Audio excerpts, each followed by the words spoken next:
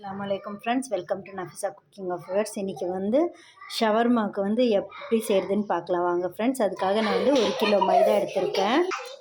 4 table spoon சர்க்கரை முதல்ல போடுறேன். இந்த மாவு கலவை உப்பு போட்டுக்கலாம். சோடா மாவு வந்து 1 டீஸ்பூன்னு. இப்போ 1 கப்பு தயிர் ஊற்றிக்கலாம்.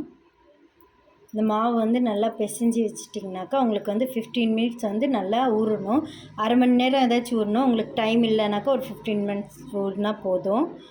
நல்லா சாஃப்ட் ஆகிடும். பிசைஞ்சிக்கலாம் மாவு நல்லா. கொஞ்சம் வெதுப்பான கொஞ்சம் தண்ணி ஊற்றிக்கலாம். அப்போ தான் வந்து கொஞ்சம் சாஃப்டாக வரும். சும்மா கை வச்சு பிசைகிற மாதிரி இருந்தால் போதும். தண்ணி அவ்வளோ சூடாக இருந்தால் போதும். பாருங்கள், நான் வந்து கையை வச்சு நல்லா மாவு பிசைகிறேன். அந்த மாதிரி வந்து இருக்குது சூடு. இந்த சூட்டில் பண்ணிங்கனாக்கா சூப்பராக இருக்கும், டேஸ்ட்டாக வரும். அதுவும் இல்லாமல் அது வந்து சாஃப்ட்னஸ் வந்து கிடைக்கும் அந்த ஷவர்மாக்கு. அந்த ஸ்டஃபிங் எல்லாம் வைக்கிறப்போ வந்து சப்பாத்தியும் கொஞ்சம் வந்து பிடிக்கும் அதுக்கு. பாருங்கள் ஃப்ரெண்ட்ஸ், இப்போ வந்து நான் வந்து பச்சை தண்ணி ஊற்றுறேன்.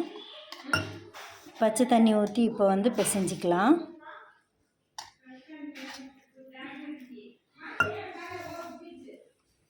அது நல்லா சாஃப்டாக வரும், சூப்பராக இருக்கும். நீங்கள் அதை செஞ்சு பார்த்துட்டு எனக்கு கமெண்ட் பண்ணுங்கள், லைக் பண்ணுங்கள் ஃப்ரெண்ட்ஸ். மறக்காமல் லைக் பண்ணுங்கள், சப்ஸ்கிரைப் பண்ணுங்கள். இப்போ வந்து கொஞ்சோண்டு ஆயிலை ஊற்றிக்கலாம். சும்மா அது வந்து கைக்கு வந்து ஸ்டிக்கியாக இருக்கக்கூடாதுன்னு கொஞ்சோண்டு ஆயில் ஊற்றி நல்லா பிசைஞ்சிக்கலாம். ஃப்ரெண்ட்ஸ், நான் வந்து மாவு வந்து நல்லா பிசைஞ்சு வச்சுட்டேன். இப்போ வந்து ரெஸ்ட்டுக்கு விட்டுடலாம் ஒரு 15 மினிட்ஸ்க்கு.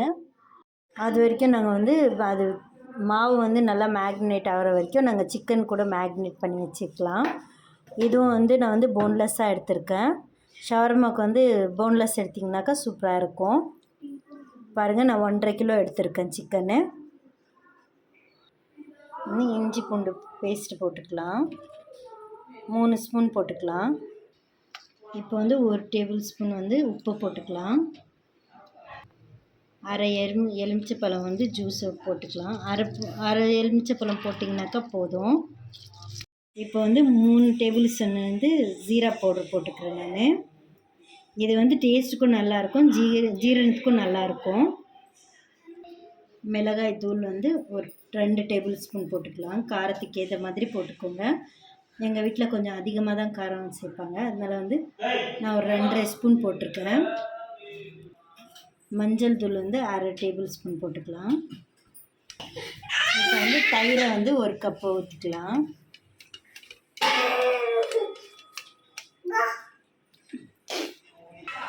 கரம் மசாலா பவுடர் வந்து நான் வந்து ஒரு 2 டேபிள் ஸ்பூன் போட்டுக்கிறேன். மிளகாய் தூள் வந்து ஒரு 2 டேபிள் ஸ்பூன் போட்டுக்கலாம். மிளகு தூள் 2 டேபிள் ஸ்பூன் போட்டுக்கலாம். இது எல்லாமே வந்து சேர்த்து பிசைஞ்சிக்கலாம். நல்லா மேக்னேட் பண்ணி வச்சிட்டிங்கனாக்கா சூப்பராக இருக்கும். இது அது மாவு ஊற வரைக்கும் இதுவும் ஊறிடும் நல்லா.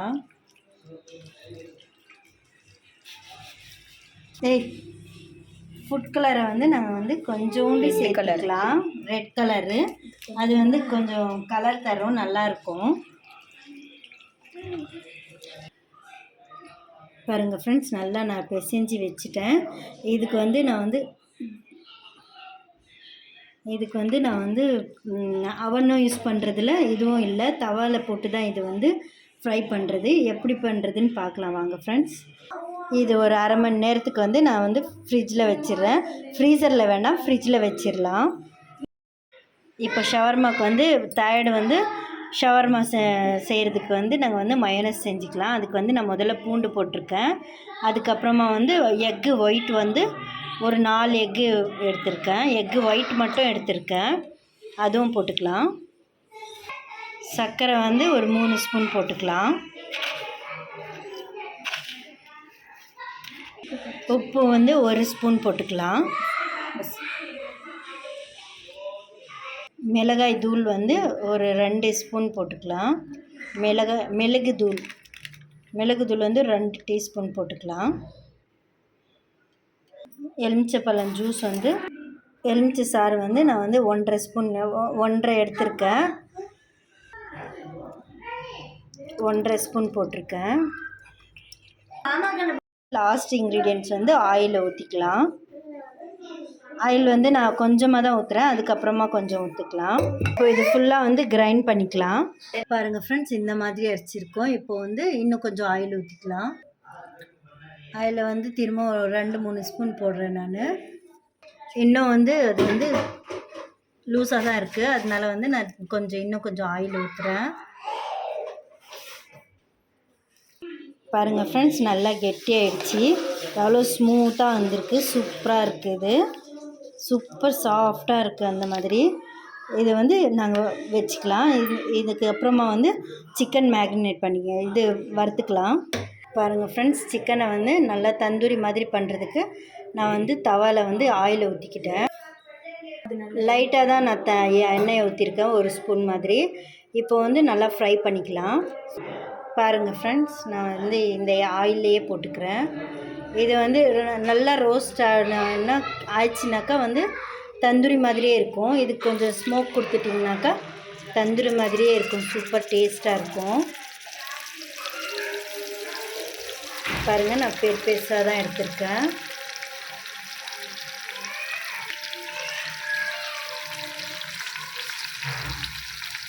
நான் இவ்வளோ போட்டிருக்கேன். எல்லாமே செஞ்சுட்டு வந்து நான் காட்டுறேன். அதை விட இது கொஞ்சம் நல்லா உப்பி வர மாதிரி இருக்குது. இப்போ வந்து இதில் வந்து ரொட்டி எப்படி செய்கிறதுன்னு பார்க்கலாம் வாங்க ஃப்ரெண்ட்ஸ். இந்த சைஸில் நான் வந்து எடுத்திருக்கேன். இப்போ வந்து இது சப்பாத்தியை பெரட்டிக்கலாம். நல்லா ரவுண்ட் ஷேப்பில் பெரட்டிக்கோங்க. பாருங்கள் ஃப்ரெண்ட்ஸ், நான் வந்து சப்பாத்தியை வந்து பிசைஞ்சிட்டேன். இப்போ வந்து இவ்வளோ அளவுக்கு தப்பமாக இருக்குது. இப்போ வந்து இது தவா மேலே போட்டுக்கலாம். தவா வந்து நல்லா சூடு பண்ணிக்கிட்டேன். அதுக்கப்புறமா வந்து சப்பாத்தியை போட்டேன். பாருங்கள் ஃப்ரெண்ட்ஸ், இது நல்லா ரோஸ்ட் பண்ண வேண்டாம், சும்மா அது வந்து இவ்வளோ அளவுக்கு பண்ணால் போதும். இதிலே வந்து நல்லா வெந்துடும் சப்பாத்தி. ஏன்னா நாங்கள் சோடா போட்டிருக்கோம்ல, அதனால சப்பாத்தி நல்லா வெந்துடும். சூப்பராக வந்திருக்கு.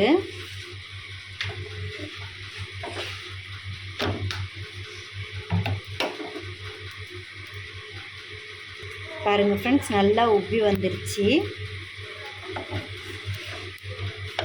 இதுக்கு வந்து எண்ணெய் ஊற்ற வேண்டாம்.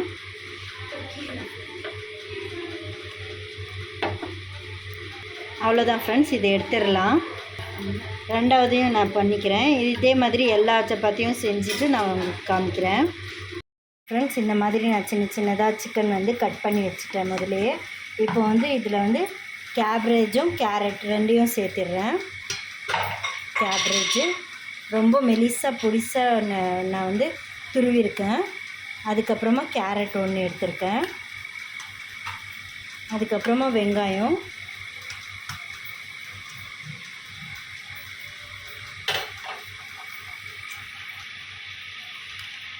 அதுக்கப்புறமா வந்து வெங்காயம்,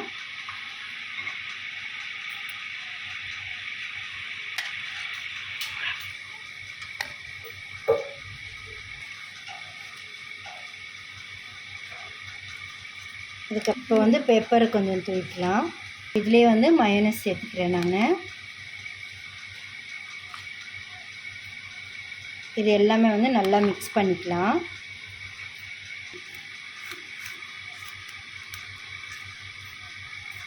பாருங்கள் ஃப்ரெண்ட்ஸ், நல்லா ஜூஸியாக ஃப்ளஃபியாக இது வந்து ஸ்டஃபிங் ரெடி ஆகிடுச்சு. இப்போ வந்து இது வந்து ரொட்டிக்குள்ளே வந்து நான் ஸ்டஃபிங் வச்சு ஷவர்மா எப்படி செய்கிறதுன்னு பார்க்கலாம் வாங்க ஃப்ரெண்ட்ஸ். இப்போ வந்து ரொட்டியை வச்சுட்டு இதுக்கு வந்து எப்படி மடிக்கிறதுன்னு பாருங்கள். முதல்ல வந்து ஃபோல்ட் பண்ணிக்கோங்க கொஞ்சமாக, அதுக்கப்புறமா ஸ்டஃபிங் போட்டுக்கோங்க.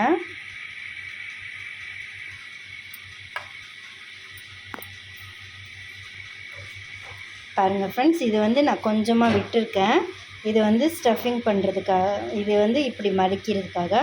அப்போ தான் ஜூஸ் வந்து கீழே வராது, உங்களுக்கு வந்து அப்படியே தங்கிடும். அதுக்கப்புறமா வந்து இந்த பக்கம் ஒரு சைடு ஃபோல்ட் பண்ணிக்கோங்க, இந்த சைடு வந்து ஒரு பக்கம் ஃபோல்ட் பண்ணிக்கோங்க. அதுக்கப்புறமா வந்து டிஷ்யூ பேப்பரை ரோல் பண்ணிக்கோங்க.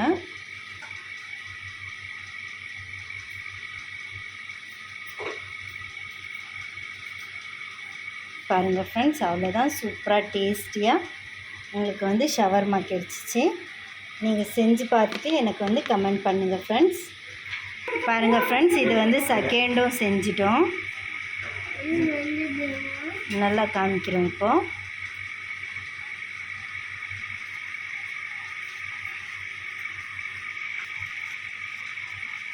அவ்வளோதான் ஃப்ரெண்ட்ஸ், ரெடி ஆகிடுச்சு ஷவர்மா. சூப்பராக ஜூஸியாக டேஸ்டியாக. அவ்வளோதான் ஃப்ரெண்ட்ஸ். அல்லாஹ் ஹாஃபிஸ்.